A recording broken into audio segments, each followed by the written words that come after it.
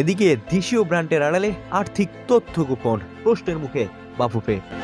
আমি আপনাকে এতটুকু বলতে পারি, দৌড়ের সাথে আমাদের যে আন্ডারস্ট্যান্ডিং হয়েছিল, ইতিমধ্যে আমরা তার ডবলেরও বেশি জার্সি তার থেকে নিয়ে নিয়েছি। 11 ফেব্রুয়ারি 2025 বাংলাদেশ ফুটবল ফেডারেশন দেশীয় স্পোর্টওয়্যার ব্র্যান্ড দৌড়ের সঙ্গে স্পন্সরশিপের চুক্তি স্বাক্ষর করে। দেশীয় ব্র্যান্ডকে এগিয়ে নেওয়া এবং ব্র্যান্ড সাশ্রয়ের যুক্তিতে এই চুক্তি তখন ইতিবাচক উদ্যোগ হিসেবে উপস্থাপন করা হয়েছিল। তবে চুক্তির 1 বছর অতিক্রান্ত হলেও প্রতিশ্রুতি পর্যালোচনা এবং আর্থিক স্বচ্ছতা প্রশ্ন ক্রমেই জোরালো হচ্ছে। চুক্তিটি প্রাথমিকভাবে 2 বছরের জন্য করা হলেও 1 বছর পর উভয় পক্ষের একটি পর্যালোচনার শর্ত ছিল।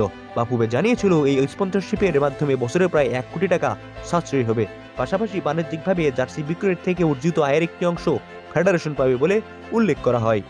কিন্তু গুরুত্বপূর্ণ প্রশ্ন হলো, জার্সি বিক্রি থেকে বাফুফে আসলে কত টাকা আয় করেছে? চুক্তির আর্থিক কাঠামো কি প্রকাশ করা হয়েছে? লাভ বন্টনের অনুপাত কত? এইসব প্রশ্নগুলি কোনোটার স্পষ্ট উত্তর জনসম্মুখে নেই বাফুফের। পর্যালোচনার প্রতিশ্রুতির কোথায় অগ্রগতি?